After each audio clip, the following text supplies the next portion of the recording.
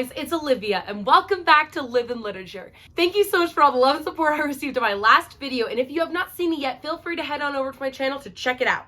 If you could just go ahead and make sure you do that from now on, that would be great. Well, hello everyone. Sorry that it's been a minute since you've seen me. I've had a lot of things in the works. I've been traveling a bit. I actually went to Ireland this last week, and it was an amazing trip. I'll insert some photos here.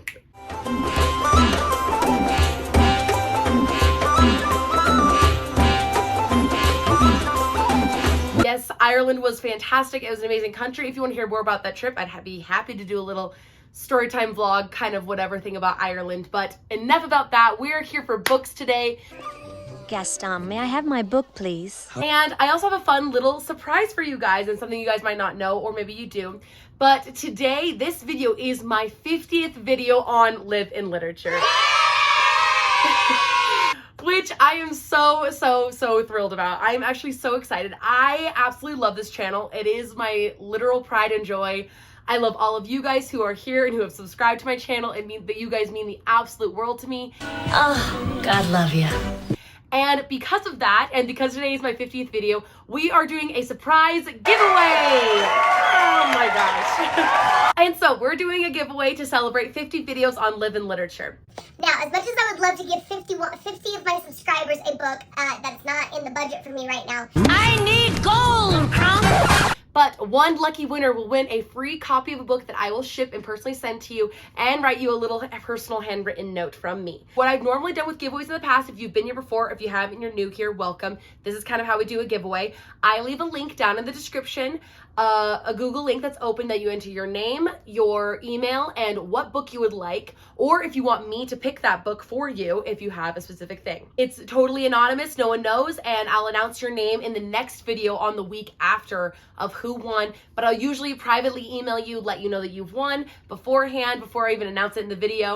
But regardless, that is kind of how we've done giveaways in the past. So we'll be doing one. So one lucky person, you guys will have 1 week to enter the giveaway until next time when I re-upload a new video to get your entries in if you would like to win a new book. This is completely like just for fun and just for free if you want a free book, and it can be something that I choose for you as a favorite book of mine, or even one that you have desperately wanted and you just haven't had the time or the means or the money to get, and I will purchase it and send it to you. Sounds pretty good to me. Yeah!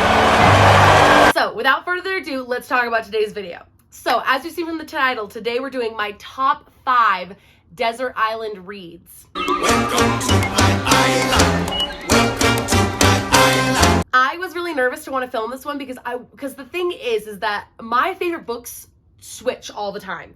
I do have some very core favorites. It's a core memory. Core favorite books that will always be in my favorites category. But even right now, when I'm thinking what is my favorite book currently, I literally could not tell you. I have so many books that I love and that I adore, and they're all my favorites. And so picking my top 5 desert island reads, if I'm stranded on a desert island, what 5 books am I gonna have with me to survive on the island for some sort of entertainment besides, Spear fishing and fighting off crabs and other things and stuff on the desert island. What is this idiot babbling about? So I had a little bit of a tough time picking what I wanted my top 5 books to be. And now, I don't know, you guys might be able to consider this are these Olivia's top 5 favorite books of all time? Maybe, maybe not. If that's a video that you want to see, I feel at the end of every year, I kind of have a better grasp of what is my favorite book, because or what are my favorite books. Because every year new things come out and sometimes those new things get added to the list. The limit does not exist. So today, here are my top 5 desert island reads. So let's get started. Get me out of here! We gotta get out of here! Alex! Okay, so here's a small little stack of desert island reads that I currently have. And of course there's one missing from the list. It's one I don't currently have on me, but it's at home in my other library and whatever. So here are the books. I just wanted to show them off to you before we talk about them. Let's do this thing. I figured we would start off least favorite to most favorite of my desert island reads. And so we're also going to be talking about this chronologically when we're in our desert island journey, because the thing is that once you're trapped on a desert island, literally there's okay, so let's just say we've built our shelter, we fended off the wild animals on the island, we have fish, and now we're in our life of sitting and looking at the ocean. And I am a wilderness explorer in Tribe 54. And as much fun as that can be, I'm bored now. So I'm bored at my desert island. But the thing is, I know that I only have 5 books in my possession. And I kind of want to save the best for last in my journey before I continue to, like, keep rereading and rereading and rereading all the same stories. So the first one we have is These Is My Words by Sarah Agnes Prine. And These Is My Words is a lovely historical fiction. It's like a journal entry style historical fiction book about a woman named Sarah Agnes Prine and her, like, journal entry journey of, like, traveling through the Arizona desert in, like, the 1850s. And how she meets the hot Captain Jack Elliott, who's part of, like, a general's troop. I think you look great, Cap. As far as I'm concerned, that's America's ass. And her life out in, like, the wilderness and how she's built a life for herself and for her family. It's a romance, it's captivating, it's hot as all get out, and I freaking love this book. These Is My Words is like an old favorite of mine. I've literally had it since I was like 14 years old. It's like a comfortable one for me. It's an old favorite. Old reliable Edward. I like have tears stained and cried all over that book. It's just a baby. I just have loved that book to death. And I feel like if I'm on a desert island and Sarah Agnes is this, she's this character, this like really strong, independent woman who like has to kind of essentially holding down the fort, raising the children, like taking care of the land that they live on, defending her family. Like, she is a strong, independent woman. I'm who I am. I don't need a man. And so for that, I feel like she'd be a good motivator for me of like, well, if she can do it in the 1850s in the middle of the Arizona desert, like by herself more than half the time, then I can survive my desert island journey. This is a journey. And I also feel like Sarah is just a great comfort character. I feel like it's also a very sweet romance. Because, like, let's be real, I'm gonna be lonely as all get out on this island. Like, sure, I've never had a boyfriend, but like if I'm stuck on a desert island, I'm gonna be real freaking isolated. I'm Mr. Lonely. I have nobody. So it'd be nice to have a sweet little romance to read every once in a while. So that's why it's gonna go on number 5 for my desert island reads. Next, we're mixing it up a bit with a fantasy novel. And this one was so hard for me to pick because, as you know, I love fantasy. I love fantasy more than I love most things in my life. But this specifically was so hard. We have V.E. Schwab's A Conjuring of Light from the Darker Shade of Magic trilogy. Now, it was so hard trying to decide which of the trilogy I wanted to bring with me. Because it was really a toss between the first and the third. Because literally those two are so freaking good. The first is a classic. It's comforting. It's so fun. It's like the beginning of your favorite character's journey together in this story. But the third is where, like, all the action happens. It's going down for real. And for those of you who haven't read A Darker Shade of Magic, which is the trilogy by V.E. Schwab, it's about a young man named Kel who is essentially a magician and can travel through different portals of the different versions of his world, which is London. You have Red London, White London, and Gray London, and then, of course, Black London, which no one talks about. A surprise tool that can help us later. But that comes back later. And as he's doing this, he ends up making some deals with some people that he shouldn't have. And when he goes through the portal one time, he meets this young thief named Delilah Bard, who essentially becomes like his sidekick in arms. And it is an amazing fantasy adventure book. I absolutely am obsessed with this trilogy. It's one of the best and most well-written trilogies of all time. I actually think it might be my favorite trilogy I've ever read. Oh my god, I'm totally bugging. Conjuring of Light is the third book in the trilogy. It has the most action. It has the most, like, sexual tension between our mains. It has the most, like, you have the most to lose in this one. And as somebody who's going to be stuck on a desert island, I feel like I've got nothing left to lose, whereas these people are going to risk it all to save their very last little, like, crumbs of life, essentially, and the last little bits of their life, because they got nothing left to lose, essentially, as well. There's nothing left to lose. And so I think that this is like such a fun, like crazy, like super, like intense, the stakes are so high kind of adventure that it'd be really fun when I'm super bored on my desert island to read and to like keep myself going and being like, oh my gosh, the adventure just keeps going. It's so crazy. I am absolutely obsessed with The Conjuring of Light. It's a fabulous book and it's a fabulous trilogy. And if you ever get the chance, please read that trilogy. It's amazing. Next, number 3 on my list. It was kind of a toss-up trying to decide which was going to be like my number 3, but also like at this point we've gotten pretty deep into the island, okay? At this point, it's like we're starting to kind of like lose hope a little bit. Like, is rescue ever going to come? I'm Luke Skywalker. I'm here to rescue you. Like, is someone ever going to come and rescue me from this island? Like, am I really going to be trapped here forever? But you need to get off this island. We all do. And somebody who may know a little bit about what it's like to feel trapped and stuck is Sarah J. Maas in A Court of Mist and Fury with her main character, Feyre. Oh gosh, I know everyone is just so sick of me talking about SJM. As you should. Let's be real. I really don't shut up about her. Haven't we both suffered enough? No. But I would be remiss if I didn't include her in my Desert Island reads. Are you kidding me? I'm trapped on a desert island and I'm not going to bring a Sarah J. Maas book with me? If not more than one with me? Please. You're kidding yourself. You are completely out of your mind! This book is all about our main character, Feyre. Obviously, this is the second book, so like, we know what went down in the first one. For those of you who haven't read it, like, things go down. We have our queen Feyre. She's our MC. Please skip this bit. If you haven't read ACOTAR, this is going to be a massive spoiler. Obviously, we know Feyre just escaped under the mountain. And so, because of that, she is with Tamlin now. They're in the court.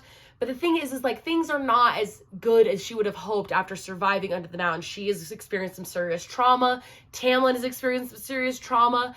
And who better to help free her of that trauma than our bad boy, Bat Boy, Rhys. Thanks, Daddy. Oh boy.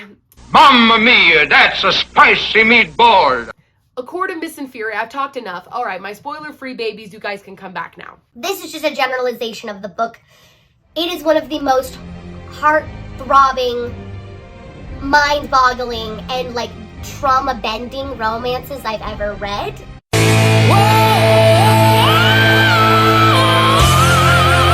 It'll truly break you and then remake you.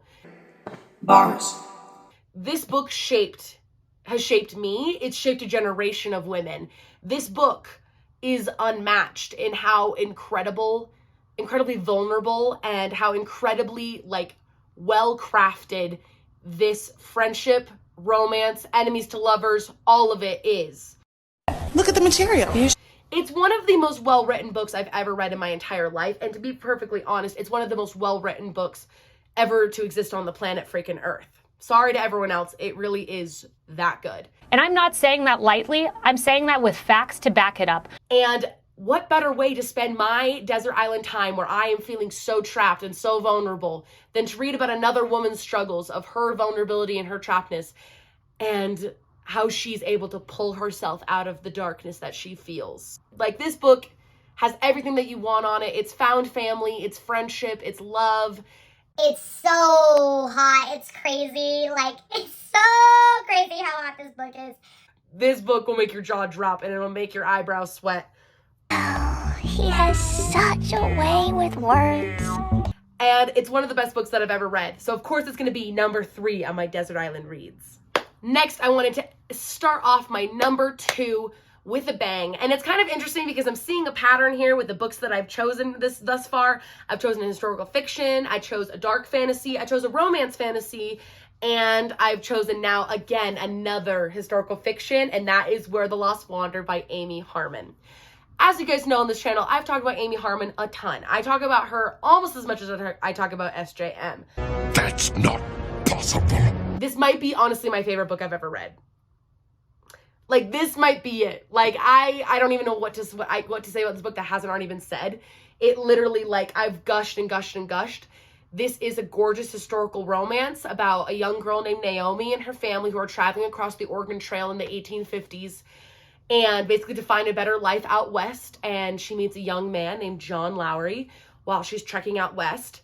And it's basically about her and her struggles and her family struggles. And then, of course, like the romance between her and John and the differences between their worlds because John is half Pawnee Indian and he's half white. And so there's a lot of like tension there between the Native Americans and the white people of the time. And there's a lot of like, it's one of the most gut-wrenching and heartbreaking things I've ever read in my entire life. And yet it's one of the most beautiful novels that to ever exist on planet Earth.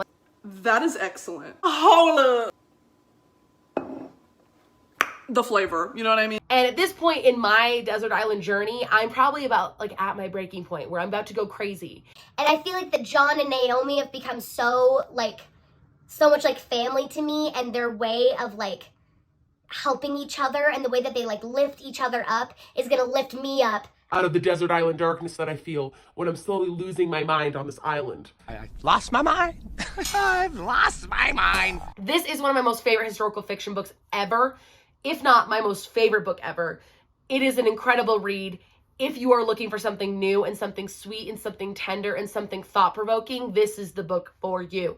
It is unmatched how good this book is. And finally, for our last desert island read, this is it.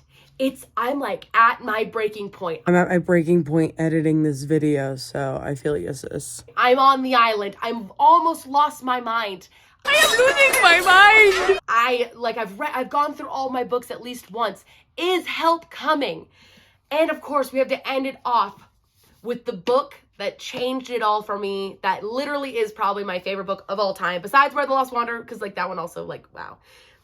It is An Empire of Storms by Sarah J. Maas. I'm not surprised. Of course, we have to end it off in the Throne of Glass series because let's be real, the Throne of Glass series is the most iconic book series of all time. Throne of Glass, SJM. This one, Empire of Storms, is book 5 in the Throne of Glass series. It's not in the beginning, it's like towards the end of the series. There's 7 books in it. This is book 5. This is where it all goes down. Let's get ready to rumble! This is the breaking point for every character in the book. And I feel like as a person who's on the desert island, who's at her breaking point and is about to literally lose it, she needs someone stable, someone to hold it together. And that is Aelin, our main MC, who literally is unmatched in how incredible she is, how crafty she is, how sassy, how brilliant, how funny, and how charismatic and how incredible she is. That's the nicest thing anyone's ever said to me. Truly the greatest. And you know who else is in this book? someone to hold me together, and that is Daddy Rowan Whitethorn. Rowan Whitethorn, ladies and gentlemen, the hottest man in the entire world. You are correct, sir. Who literally just saying his name out loud gives me extreme joy and euphoria that is unmatched and undescribable, unlike any other feeling I've ever felt. Truly, Rowan Whitethorn is going to be the thing that saves me in my desert island journey. And as some of you might know with the ending of this book, the trauma that is the ending of this book. Emotional, damn it! The ending of this book is actually, it's unmatched how hysterical it is and how much I lost my actual mind reading the ending of this book. It truly will, it'll change a person. I remember just crying for days and mourning the ending of this book forever. And I feel like through that mourning, I can finally hit my breaking point in my mental stability on the desert island and come out the top and be like, it's gonna be okay. Because everything was okay here. Sure. This book is one of the reasons where is one of those explanations where when all hope is lost, who's gonna come to save you? These guys right here. They're going to save you. Book 5, Empire of Storms, is my absolute most favorite thing on the planet Earth. It is one of the most well-written things I've ever read in my entire life. It's SJM, it's romance, it's hot, it's heavy, it's brilliant. It's so well written. It's so mind-blowing that you can't help but fall in love with it. And it's my last desert island read that I want to share with you guys today. And so thank you guys so much for watching this video, and I hope that you enjoyed it. And if you did, do not forget to like, comment, and subscribe to the Live in Literature YouTube channel. Like I said before, we are doing a giveaway. It'll be a week-long giveaway. Do not forget to enter that. Please enter your name, your email, and what book that you would like, or if you would like me to pick one, down in the description below. Just click the Google link and add yourself on. And it's completely anonymous, like I said, and completely free and just for fun for you. Once again, I absolutely adore you guys. I love you guys. Thank you for celebrating my 50th video with me. Live in Literature means the absolute world to me, and you guys mean the absolute world to me, whether you're new or you're old or you've been here forever or you just got here. Thank you for joining me on my journey. I absolutely love you guys, and you guys are the absolute best, and I love you the most, and I'll talk to you later. Bye.